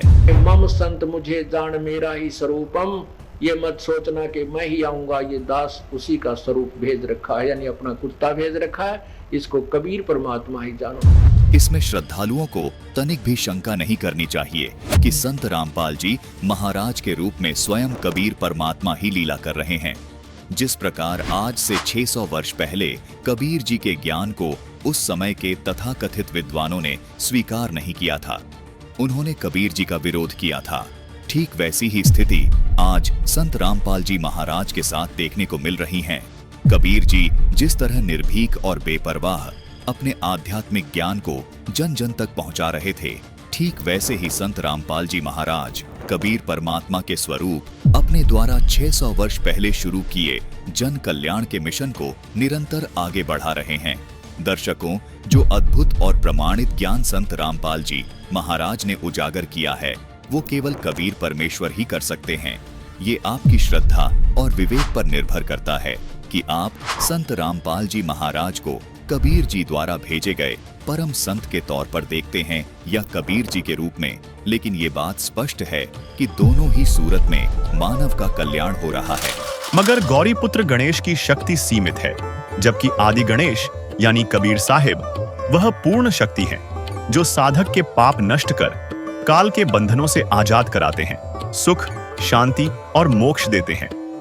अब जरा गौरी पुत्र गणेश की उस स्तुति पर गौर करें जो भक्त बड़े जोश में गाते हैं। अंधन को आंख देत, कोढ़िन को काया, बांझन को पुत्र देत, निर्धन को माया। सुनने में तो गजब लगता है, मगर शास्त्रों से सिद्ध हो चुका है कि गणेश जी नाशवान हैं, वे सिर्फ कर्मों का फल दे सकते हैं। लेकिन यह स्तुति असल में आदि गणेश यानी कबीर साहिब पर फिट बैठती है, जो साधकों के घोर पाप नष्ट करने में समर्थ हैं। अगर गणेश जी इतने ताकतवर होते तो उनका सिर क्यों कटा और शिव जी को हाथी का सिर क्यों जोड़ना पड़ा? साफ है, न शिव जी न गणेश जी के पास वह शक्ति है। तो प्रथम पूजनीय कौन? आदि गणेश यानी कबीर साहिब, जो अनादिकाल से हैं और हर शुभ कार्य की शुरुआत में सच्चे विघ्नहर्ता के रूप में पूजे जाने चाहिए। तो दोस्तों, इस गणेशोत्सव में हमने देखा कि गणेश चतुर्थी की सारी रस्में, मूर्ति पूजा, विसर्जन शास्त्रों में कहीं नहीं। ये मनमानी परंपराएं हैं जो न पाप मिटाती हैं न मोक्ष देती हैं। असली विघ्नहर्ता आदि गणेश कबीर साहिब हैं, जिनकी भक्ति से सारे कष्ट मिटते हैं और सच्चा मोक्ष मिलता है। और इस भक्ति का मार्ग दिखा रहे हैं तत्वदर्शी संत रामपाल जी महाराज। तो अब वक्त है कि हम इन रूढ़ियों को छोड़ें और शास्त्रानुसार सतभक्ति अपनाएं ताकि हमारा मानव जीवन सचमुच सफल हो। अब आपको कुछ भक्तों के अनुभव दिखाते हैं। परमात्मा कबीर परमेश्वर की शरण माने के बाद उनको कैसे सुख मिले, पहले वो कितने कष्ट से जीवन जी रहे थे और परमात्मा ने आज उनको हाथों पर रख लिया। समर्थ का शरणा गहो रंग होरी हो और कभू ना हो काज राम रंग होरी। सत साहिब दर्शकों, मनुष्य अपने जीवन में ईश्वर प्राप्ति के लिए अनेकों कर्म करता है। पूजा पाठ, श्राद्ध, कर्म कांड आदि जैसी चीजों को अपनाकर वो इसे परमात्मा प्राप्ति का मार्ग मान लेता है और मनमाना आचरण ही करता रहता है, लेकिन फिर भी उसकी परमात्मा पाने की चाह पूरी नहीं हो पाती। जीवन में सुख ना मिलकर केवल दुख और कष्ट ही मिलते हैं। क्यों पूजा पाठ के बाद भी श्रद्धालुओं को सुख प्राप्त नहीं होता? इसका एक कारण शास्त्र विधि को त्याग कर मनमानी भक्ति करना है, जिसका कोई लाभ नहीं है। ऐसा ही एक उदाहरण है बदायूं उत्तर प्रदेश के निवासी संतोष जी का, जो हनुमान जी के परम भक्त थे और उन्हें इष्ट मानकर भक्ति साधना करते थे। फिर भी इनके जीवन में इन्हें कोई लाभ नहीं मिल पाया, बल्कि इसका विपरीत हो गया। इनका जीवन दुख, कष्ट व अंधकार से घिर गया। आर्थिक रूप से भी ये असहाय हो गए। ऐसे में एक दिन इन्होंने संत रामपाल जी महाराज का सत्संग टीवी पर सुना, जिससे इनको पता चला कि वो जो भी साधना आज कर रहे थे वो शास्त्र विधि को त्याग कर मनमाना आचरण था। संत रामपाल जी महाराज का सत्संग सुनने के बाद संतोष जी को पूर्ण परमात्मा का ज्ञान हुआ और पूर्ण परमात्मा की सतभक्ति का मार्ग मिला। आइए जानते हैं कि कैसे संतोष जी के सारे दुख दूर हुए। संतोष जी की कहानी, उनकी अपनी जुबानी। नमस्कार सर। सर जी नमस्कार। सर क्या नाम है आपका? सर मेरा नाम संतोष सिंह है। संतोष जी आप कहाँ से हैं? सर मैं जिला बदायूं उत्तर प्रदेश से हूँ। संतोष जी, संत रामपाल जी महाराज से नाम दीक्षा आपने कब ली? सर मैंने अगस्त 2013 में संत रामपाल जी महाराज जी से नाम उपदेश लिया है। सर संत रामपाल जी महाराज से नाम दीक्षा लेने से पहले क्या आप कुछ भक्ति साधनाएं भी करते थे? हाँ सर मैं करता था, जैसे शंकर भगवान हैं, हनुमान जी हैं, इनकी पूजा करा करता था। लेकिन सबसे ज़्यादा जो मैं आस्था रखता था वो रखता था मैं हनुमान जी में। और हनुमान जी का जैसे मंगलवार का व्रत है या प्रसाद चढ़ाना वो करा करता था। फिर कुछ लोगों ने बताया कि सावन के महीने में शंकर भगवान पे जल चढ़ाइए शिवलिंग पे, उससे आपको लाभ मिलेगा। तो हम लोग सावन के महीने में शंकर भगवान का जल लाके चढ़ाया करते थे। लेकिन उससे मुझे सर कोई लाभ तो नहीं हुआ, लेकिन और हानि होने लगी। जैसे परिवार में लोग, जैसे मम्मी हमारी बीमार रहा करती थी, मैं भी बीमार रहा करता था, तो उससे लाभ तो सर कोई नहीं मिला मुझे। तो फिर आप संत रामपाल जी महाराज की शरण में कैसे आए? क्या कारण बना? सर कारण तो इसका काफ़ी लंबा है। जैसे मैंने 2010 में अपनी मैरिज की थी। सर मेरी एक बेटी हुई, वो सर काफ़ी समय तक लगभग बीमार रही, उसका इलाज भी चलता रहा, लेकिन मुझे कोई लाभ नहीं हो रहा था। मैं मंदिर है, मस्जिद है, सब जगह जाता था, लेकिन वहाँ पे जितने भी पंडित हैं या मुल्ला हैं ये हमें ठगा करते थे। तो एक बार हमारी जो पत्नी है उनकी मम्मी चैनल पर सत्संग देख रही थी, तो उन्होंने देखा संत रामपाल जी महाराज जी का सत्संग आ रहा है। तो उन्होंने देखा कि संत रामपाल जी महाराज गीता के कुछ पृष्ठ खोल के दिखा रहे थे, जिस पे लिखा हुआ था कि रजोगुण, सतोगुण, तमोगुण की साधना करने वालों को राक्षस स्वभाव का धारण किया हुआ मनुष्यों में नीच, और भी वेद भी दिखा रहे थे। तो उन्होंने प्रोग्राम देखा, लगभग काफ़ी दिनों तक देखती रही। उन्होंने फिर हमारी पत्नी को बताया कि बेटी ऐसे एक संत रामपाल जी हैं हरियाणा में, उनका सत्संग आता है, लेकिन वो बताते हैं कि किताबों में ब्रह्मा विष्णु महेश नासवान हैं और जितने भी धर्मगुरु हैं ये इन सभी की पूजा कराते हैं। तो उन्होंने मुझे बताया, मैं वैसे ही बहुत परेशान था, क्योंकि मैं एक छोटा सा काम करता था अखबार बेचने का, तो उससे मुझे कोई लाभ भी नहीं हो रहा था। फिर मैंने संत रामपाल जी महाराज जी का चैनल पर सत्संग देखा तो मुझे भी विश्वास नहीं हो रहा था कि संत रामपाल जी जो सत्संग दिखा रहे हैं या किताबें दिखा रहे हैं इसमें कि वास्तविक ये ज्ञान है या नहीं। तो मैं एक गीता प्रेस गोरखपुर से गीता लेके आया मार्केट से, उसे मैंने मिलान किया कि हाँ संत रामपाल जी जो टीवी पे दिखा रहे हैं पुस्तक क्या सही है गलत।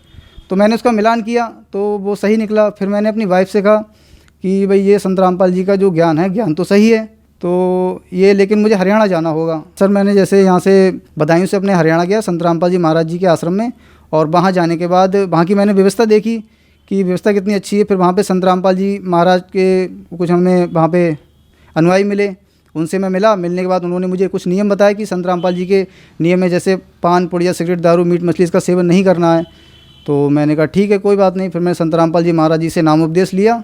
नाम उपदेश लेने के बाद फिर मैं अपने घर आया। घर पे मैंने बच्चों को बताया कि भाई वहाँ तो किसी प्रकार का कोई पैसा भी नहीं लेते हैं और संत रामपाल जी जो नाम देते हैं बिल्कुल फ्री देते हैं।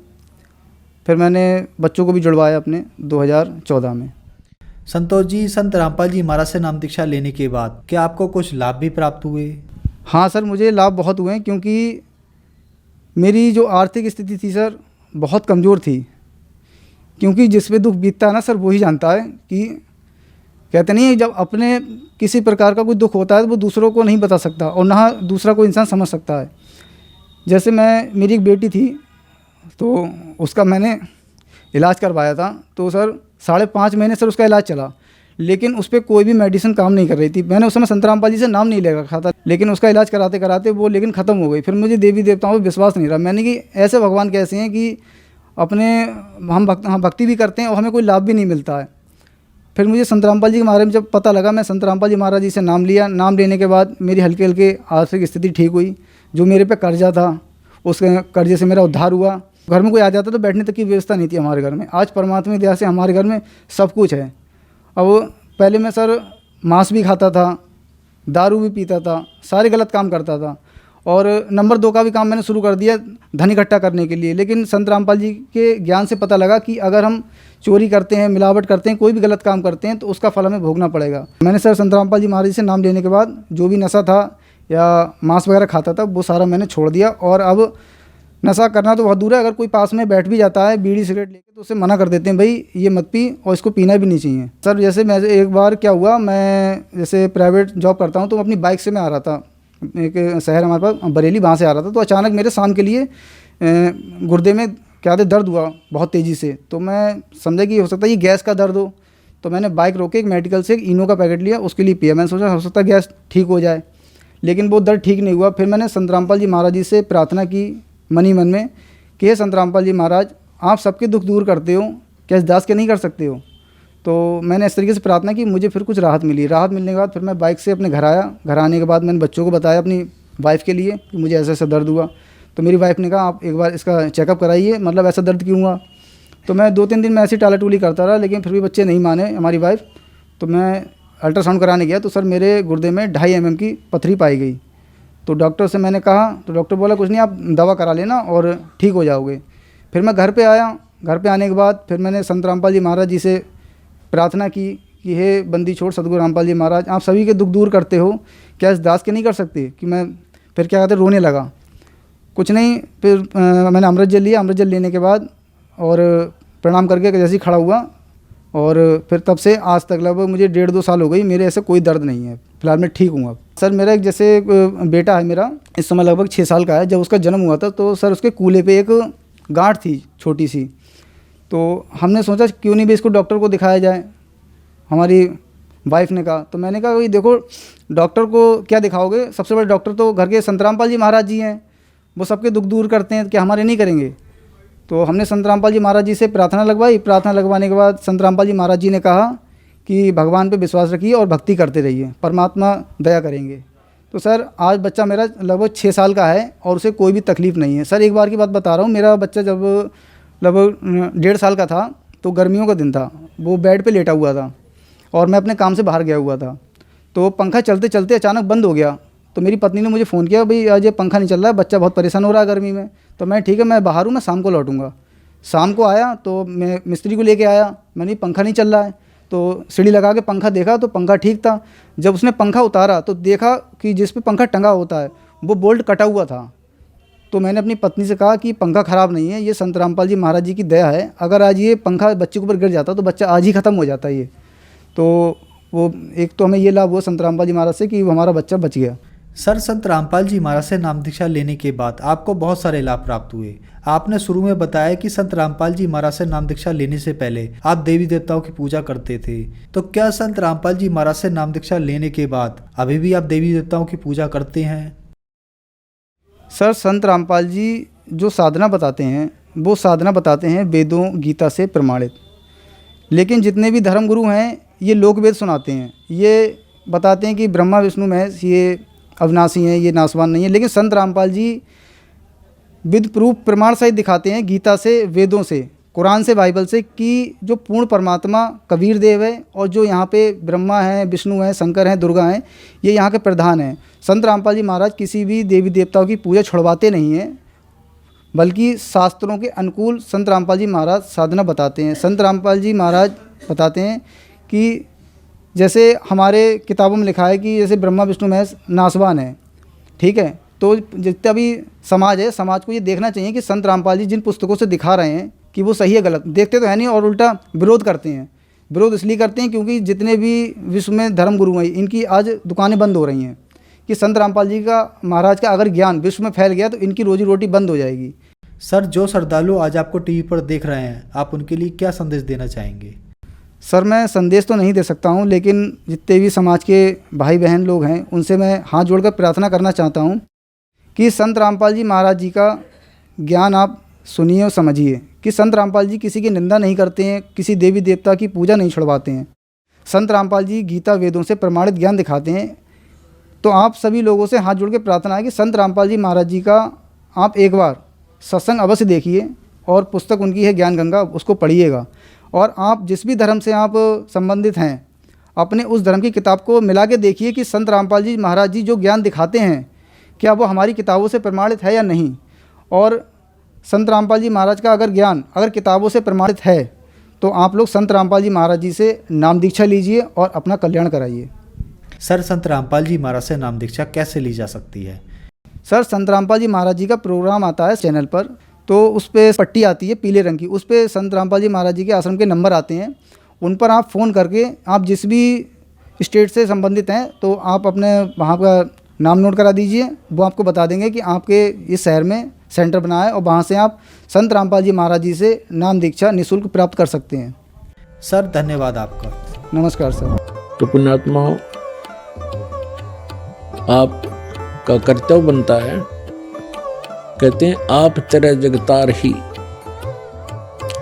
आपका तो कल्याण निश्चित है यदि मर्यादा में रहोगे और भक्ति करते रहोगे। आपका और आपके परिवार का तो कल्याण निश्चित है, लेकिन आपका ये भी कर्तव्य बनता है, फर्ज बना है, भूले न राह बतावे, जिसको ज्ञान नहीं है, भटक रहे हैं, उनको कोशिश करें समझाने की, लेकिन प्यार से।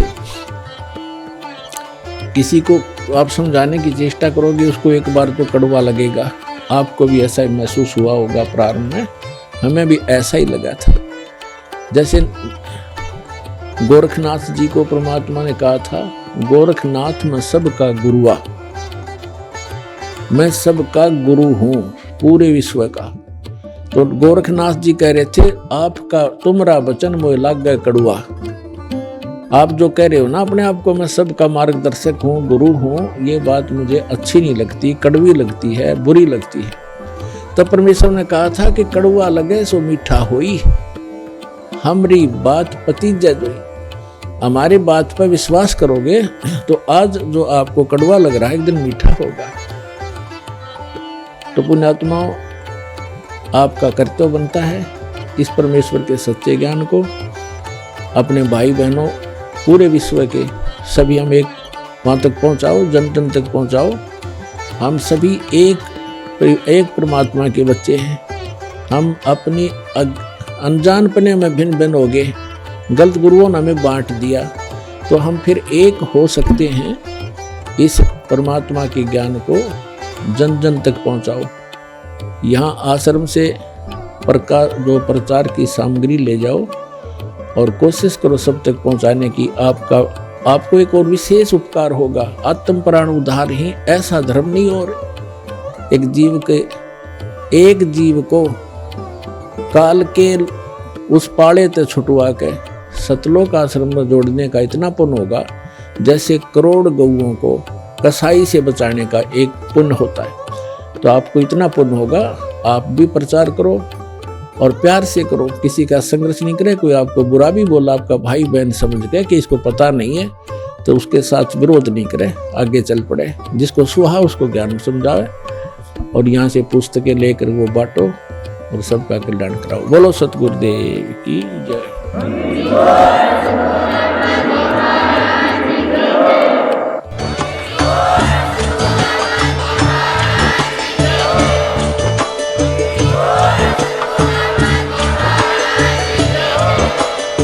सुन रहे थे जगत गुरु तत्वदर्शी संत रामपाल जी महाराज जी के मंगल प्रवचन। अधिक जानकारी के लिए विजिट कीजिए हमारी वेबसाइट www.jagatgururampalji.org। संत रामपाल जी महाराज जी के शुभ आशीर्वाद से पूरे विश्व भर में 500 से भी ज्यादा नाम दीक्षा केंद्र हैं, जिन पर संत रामपाल जी महाराज जी द्वारा ऑनलाइन निशुल्क नाम दीक्षा दी जा रही है। अपने नजदीकी नाम दीक्षा केंद्र का पता करने के लिए संपर्क करें 8222880541।